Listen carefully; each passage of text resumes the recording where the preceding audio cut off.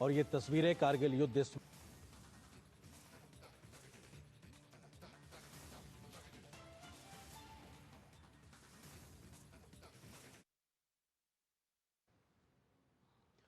और ये तस्वीरें कारगिल युद्ध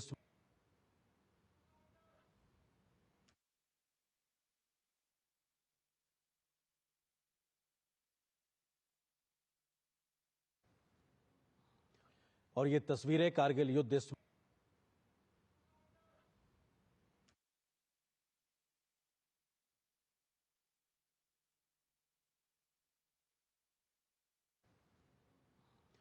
और ये तस्वीरें टाइगर की चोटी पर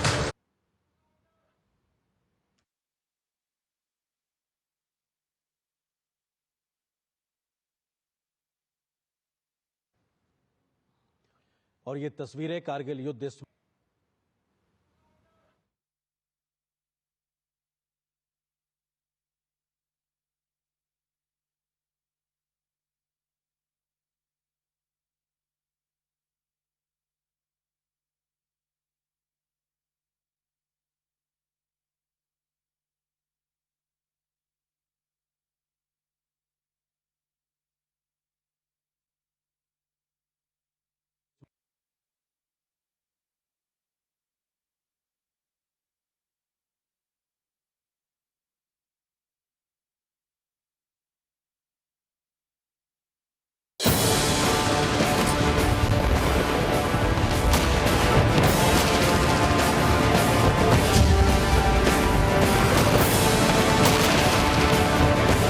ಒನ್ಸ್ ಅಗೇನ್ ಇಡೀ ದೇಶಕ್ಕೆ ಇವತ್ತು ಸಂಭ್ರಮದ ದಿವಸ 25ನೇ ಕಾರ್ಗಿಲ್ ವಿಜಯೋತ್ಸವ.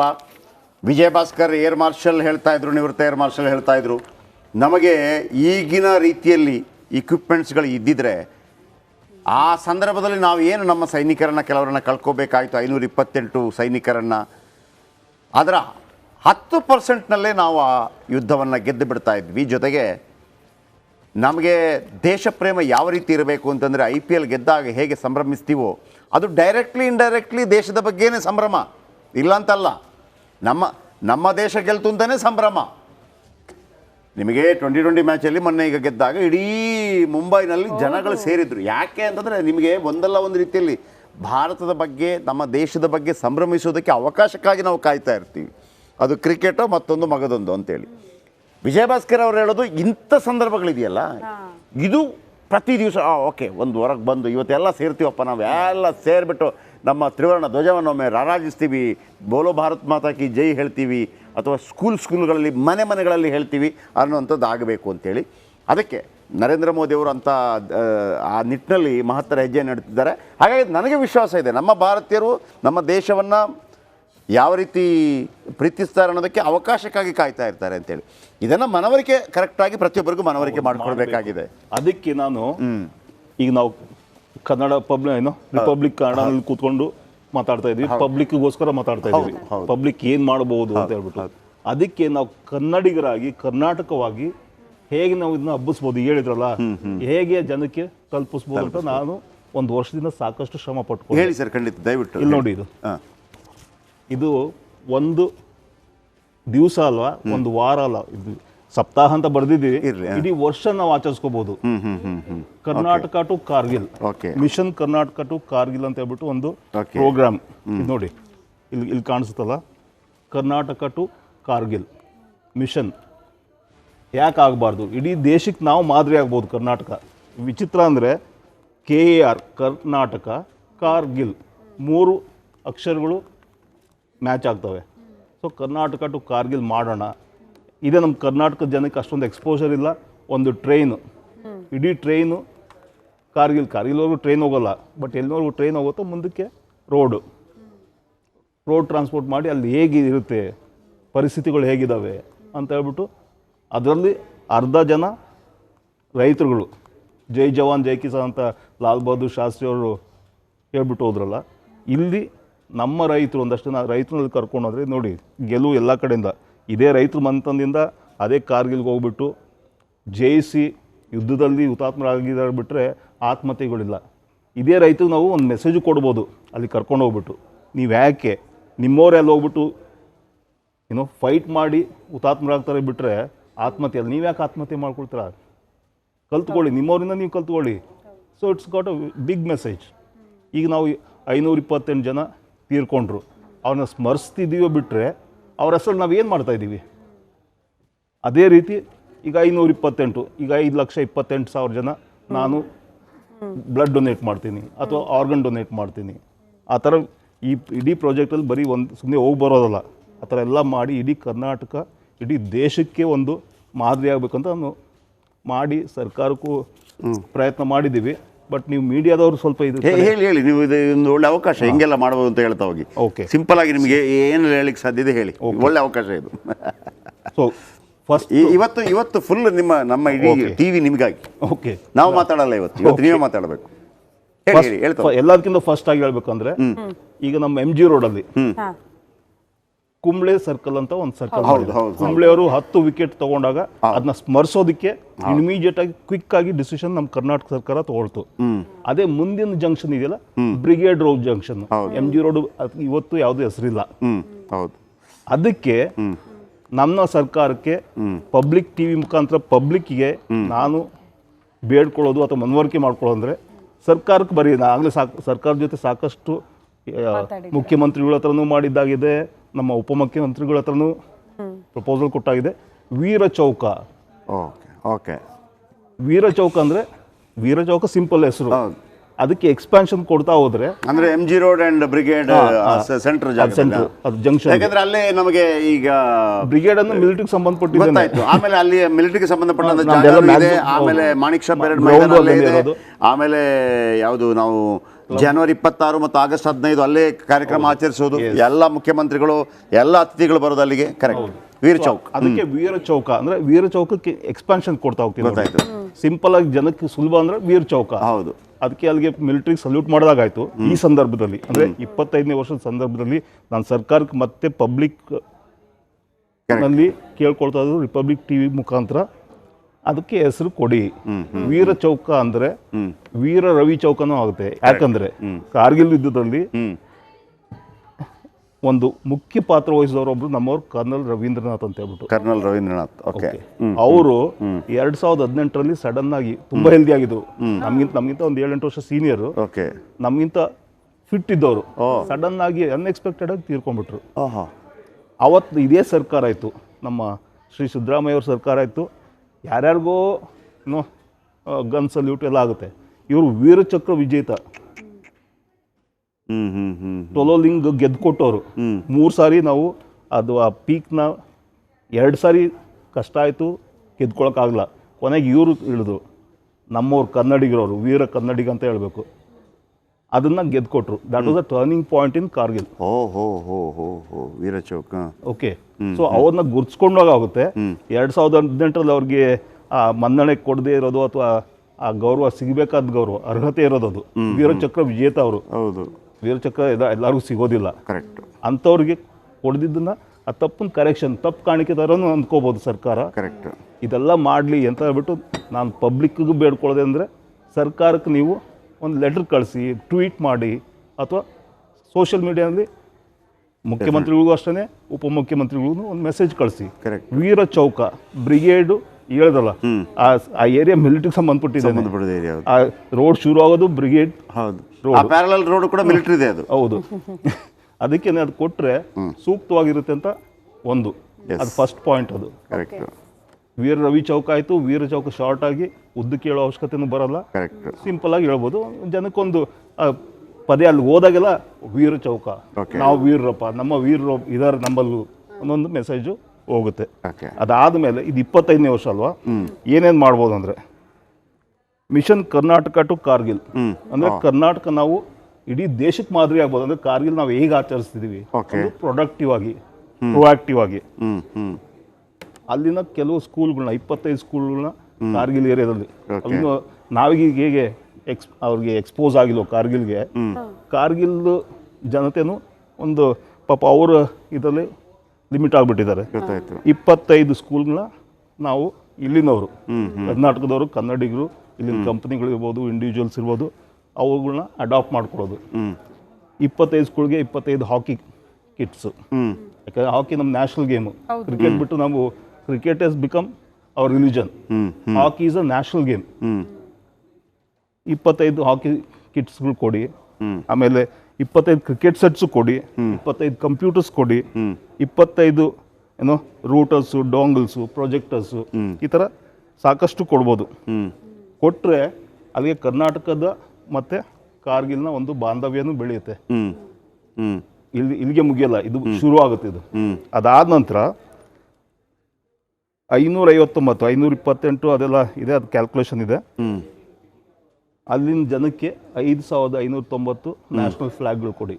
ಇಲ್ಲಿಂದ ಕಳಿಸೋಣ, ತಗೊಂಡೋಗಿ ಕೊಡೋಣ. ಅಲ್ಲಿಗೆ ಹೋಗ್ಬಿಟ್ಟು 5590 ಬುಕ್ಸು, ನೋಟ್ ಬುಕ್ಸು, ಅಥವಾ ಸ್ಕೂಲ್ಗಳಲ್ಲಿ ಸ್ಟೀಲ್ ಪ್ಲೇಟ್ಸು, ಈ ಥರ ಸಾಕಷ್ಟು ಮಾಡೋದಿದೆ. ಸೊ ಇದೊಂದು. ಆಮೇಲೆ ಈಗ ಆರ್ಗನ್ ಡೊನೇಷನ್. ಹೌದು, ಆರ್ಗನ್ ಡೊನೇಷನ್ ಇರ್ಬೋದು, ಬ್ಲಡ್ ಡೊನೇಷನ್ ಇರ್ಬೋದು, ಇನ್ನು ಸಾಕಷ್ಟು ಅವಶ್ಯಕತೆ ಇದೆ. ಇದೇ 5,59,000 ಜನ ಅದೇ ಯೋಧರ, ಅಂದರೆ ಹುತಾತ್ಮರಾದ ಯೋಧರ ಹೆಸರಿನಲ್ಲಿ ಯಾತಕ್ಕೆ ನಾವು ಡೊನೇಟ್ ಮಾಡಬಾರ್ದು? ಖಂಡಿತ. ಅಂದ್ರೆ ಗೌರವ ಆ ಥರ ಕೊಡೋಣ. ಬರೀ ಹೋಗ್ಬಿಟ್ಟು ಹೂ ಬಿಟ್ಟು ಜೈ ಅಂತ ಅಂದ್ಬಿಟ್ರೆ ಸಾಕಲ್ಲ. ಅವರು ಜೀವ ಕೊಟ್ಟಿದ್ದಾರೆ, ನಾವು ಜೀವ ಉಳಿಸೋಣ ಅವ್ರ ಹೆಸರಲ್ಲಿ. ಇದು ನಮ್ಮ ಒಂದು ಮನವಿ ಮಾಡಬೇಕು ಅಂತ ಅಂದ್ಬಿಟ್ಟು. ಆಮೇಲೆ ಒಂದು ಚಾರ್ಟರ್ಡ್ ಫ್ಲೈಟ್ಗಳಿದಾವೆ. ಚಾರ್ಟರ್ಡ್ ಟ್ರೈನಲ್ಲಿ ಅಷ್ಟೇ ಒಂದು ಫುಲ್ ಟ್ರೈನು ಕನ್ನಡಿಗರನ್ನ ಕಾರ್ಗಿಲ್ ಅವ್ರಿಗೆ ಕರ್ಕೊಂಡು ಹೋಗ್ಬಿಟ್ಟು ಅಲ್ಲಿನ ಅನುಭವ ಕೊಡಬೇಕು. So this is mission Karnataka to Kargil. ಇದು ನೋಡಿದ್ಮೇಲೆ ಪ್ರತಿ ರಾಜ್ಯನೂ ಎಚ್ಚೆತ್ಕೊಳ್ತಾರೆ. ಕರ್ನಾಟಕ ಮಾಡಿದ್ರು, ಎಲ್ಲ ಗುಜರಾತ್ ಮಾಡಲ್ ಅಂತ ಮೋದಿ ತೋರಿಸ್ಕೊಬಿಟ್ಟಿದ್ದಾರೆ. ನಾವು ಸಾಮಾನ್ಯರು ಅದನ್ನ ಯಾಕೆ ಇಡೀ ದೇಶಕ್ಕೆ ತೋರಿಸಬಾರ್ದು? ಈ ಒಂದು ಸಂದರ್ಭನ ಖಂಡಿತ ಉಪಯೋಗಿಸ್ಕೊಂಡು ಅಂತ ನನ್ನ ಮೆಸೇಜು ಪಬ್ಲಿಕ್ಕಿಗೆ, ರಿಪಬ್ಲಿಕ್ ಟಿವಿಯಿಂದ ಅದನ್ನ ನೀವು ಸಪೋರ್ಟ್ ಮಾಡ್ತಾರೆ ಅನ್ಕೊಂಡಿದ್ದೀನಿ. ಅದನ್ನ ಮುಂದೆ ಪ್ರೊಜೆಕ್ಟ್ ಮಾಡ್ತೀವಿ. ಇವತ್ತು ನಿಲ್ಲಿಸಿದೆ ಇಲ್ಲ, ಇದನ್ನು ತುಂಬಾ ಈಗ ನೋಡಿ, ಇದು ದೇಶಾದ್ಯಂತ, ವಿಶ್ವದಾದ್ಯಂತ ಹಲವಾರು ದೇಶಗಳಲ್ಲಿ ಹೋಗ್ತಾ ಇರುತ್ತೆ. ಹೌದು, ನಾವು ಒಂದು ಮಾತಿದೆ, 100 ಜನರಿಗೆ ಹೇಳಿದ್ದು 2ರಿಗೆ ತಲುಪಿದ್ರು ಸಾಕು ಅಂತೇಳಿ. ಇಬ್ರು ಆಕ್ಷನ್ ಬಂದು ಸಾಕು. ಆಮೇಲೆ ಅದು ಒಮ್ಮೊಮ್ಮೆ ಹೆಂಗಾಗಬೇಕು ಅನ್ನೋದು ಒಮ್ಮೊಮ್ಮೆ ವಿಧಿಲಿಖಿತ ಇರುತ್ತಂತೆ, ಯಾರಿಂದ ಹೇಳಿಸ್ಬೇಕು, ಯಾರಿಂದ ತಲುಪಿಸ್ಬೇಕು ಅಂತೇಳಿ. ಅದಕ್ಕೆ ಈ ಟೈಮನ್ನು ನಾವೆಲ್ಲ ಸುದ್ದಿಗಳನ್ನು ಬದಿಗಿಟ್ಟು ನಿಮ್ಮ ಮಾತಿಗೆ ಯಾಕೆ ಪ್ರಾಮುಖ್ಯತೆಯನ್ನು ಕೊಡ್ತಾ ಇದ್ದೀವಿ ಅಂತಂದರೆ, ಆ ಮಾತು ಜನರ ಬಳಿಗೆ ತಲುಪಲಿ. ಅದಕ್ಕಾಗಿ ಮುಖ್ಯ ವೇದಿಕೆಯನ್ನು ನಿಮಗಾಗಿ ಬಿಟ್ಟುಕೊಟ್ಟಿದ್ದೀವಿ. ಧನ್ಯವಾದಗಳು. ಅದೇ ರೀತಿ ವಿಜಯೋತ್ಸವ ಹೋಗ್ಬಿಟ್ಟು ನಾವು ಅರ್ಪಣೆ ಮಾಡೋದು ಒಂದು ರೀತಿ ಆಯಿತು, ಪ್ರತಿ ವರ್ಷ ನಡೀತದು ಒಂದು ಲಿಮಿಟೆಡ್ ಇದರಲ್ಲಿ. ಇದೇ ದಿವಸ ನಾವು ಮಾಡಬೇಕಾಯ್ತು, ಬಟ್ ಈ ದಿವಸ ಬೇಡ, ಇವತ್ತು ಶುರು ಮಾಡ್ಕೊಳ್ಳೋಣ. ಖಂಡಿತ. ಅದೇ ರೀತಿ ಹಲವಾರು ಬ್ರಿಗೇಡ್ಗಳು, ಅಂದರೆ ಹೇಗೆ ನಾವು ಇಲ್ಲಿ ಬ್ಯಾಂಗ್ಳೂರ್ 10 K ರನ್ನು ಅದು ಇದು ನಡೀತಲ್ಲ, ಅದೇ ರೀತಿ ಒಂದು ವಿಜಯ ಅಂದರೆ ವಿಕ್ಟ್ರಿ ಮಾರ್ಚ್. ಓಕೆ ಅದಕ್ಕೆ ಜಾಥಾ ಅನ್ನೋದು ಬೇಡ, ಪರೇಡ್. ಅಂದರೆ ನಾವು ಫ್ರೀಡಮ್ ಪಾರ್ಕ್, ವಿಜಯನಡಿಗೆ ಅಂದ್ರೆ ಜನಗಳು ಒಂದೊಂದು ಬ್ರಿಗೇಡ್ ಅಲ್ಲಿ 1,000 ಜನ ಪಬ್ಲಿಕ್ ಬಂದ್ಬಿಡ್ಬೇಕು ಅಂದ್ರೆ ಆ ಪ್ಲಾಟ್ಫಾರ್ಮ್ ನಾವು ಕ್ರಿಯೇಟ್ ಮಾಡೋಕೆ ರೆಡಿ ಇದೀವಿ. ಅದಕ್ಕೆ ಸಪೋರ್ಟ್ ಬೇಕು ಅಷ್ಟೇ. ಅದು ಪ್ಲಾನ್ ಇದೆ, ಮಾಸ್ಟರ್ ಪ್ಲಾನ್ ಇದೆ. ನಾವು ಹೇಗೆ ಯುದ್ಧಕ್ಕೆ ಹೋಗ್ಬೇಕು, ಸುಮ್ಮನೆ ನಾವು ಗನ್ ಇಟ್ಕೊಂಡ್ಬಿಟ್ಟು ಹೋಗೋದಿಲ್ಲ, ವಿಮಾನ ಹತ್ಬಿಟ್ಟು ಹೋಗೋಲ್ಲ. ವಾರ್ ಪ್ರಿಪ್ರೇಷನ್ ಜೊತೆಗೆ ವಾರ್ ಪ್ಲಾನ್ ಅಂತಾನೆ ಇರುತ್ತೆ. ನಾವು ಬರೀ ಯುದ್ಧ ಆದಾಗೆ ಮಾಡ್ತೀವಿ ಅಂತಲ್ಲ, ಇವತ್ತು ಈ ಸನ್ನಿವೇಶಕ್ಕೆ ಹೇಗೆ ಮಾಡಬೇಕು, ಏನು ಮಾಡಬೇಕು ಅಂತ ವಾರ್ ಪ್ಲಾನ್ಗಳು ಇರ್ತವೆ. ಅದೇ ರೀತಿ ಆ ವಾರ್ ಪ್ಲಾನ್ ಇಲ್ಲಿದೆ.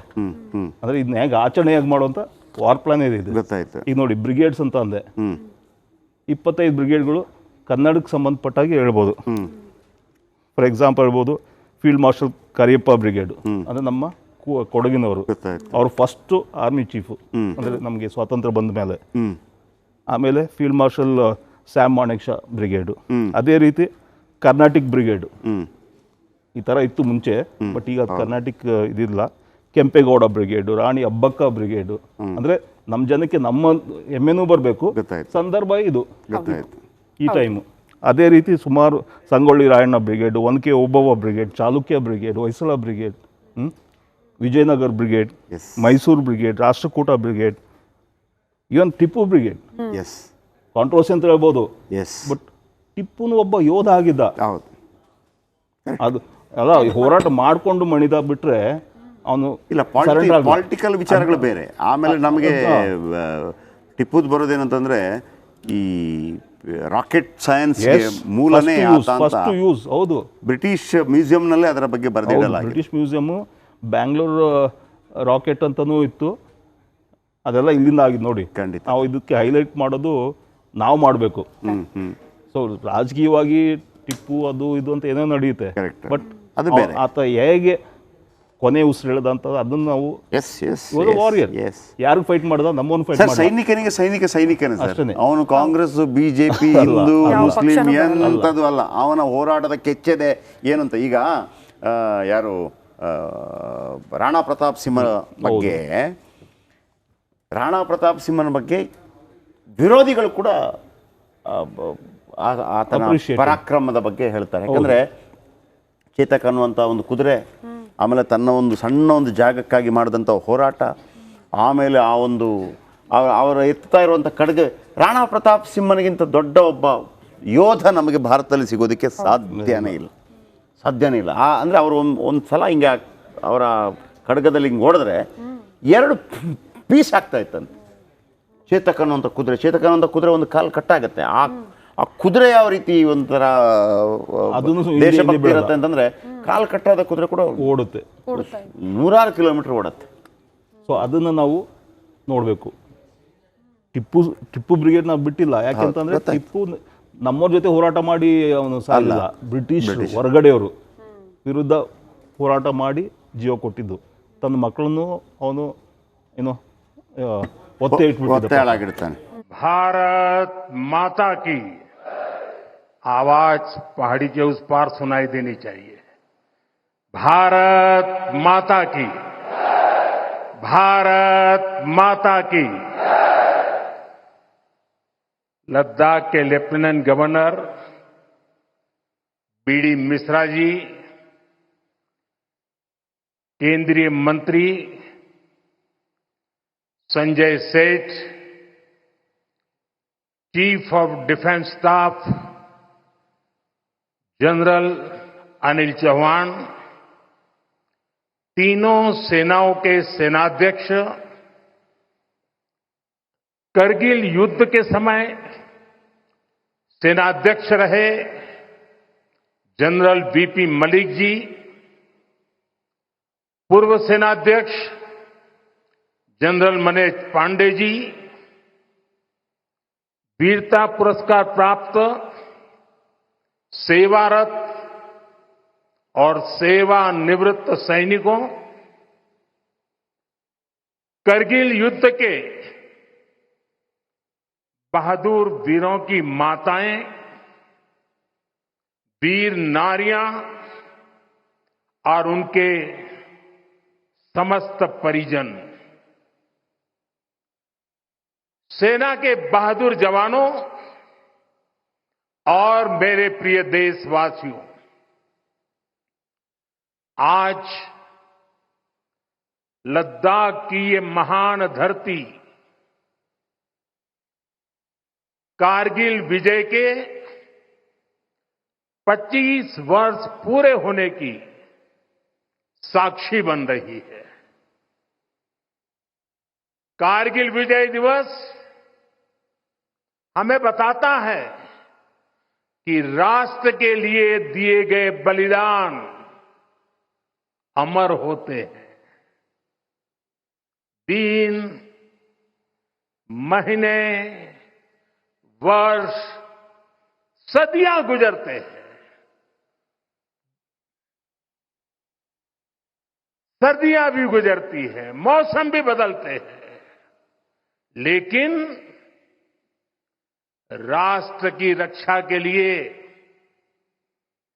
अपनी जान की बाजी लगाने वालों के नाम अमिट रहते हैं. ये देश हमारी सेना के पराक्रमी महानायकों का सदा सर्वदा ऋणी है.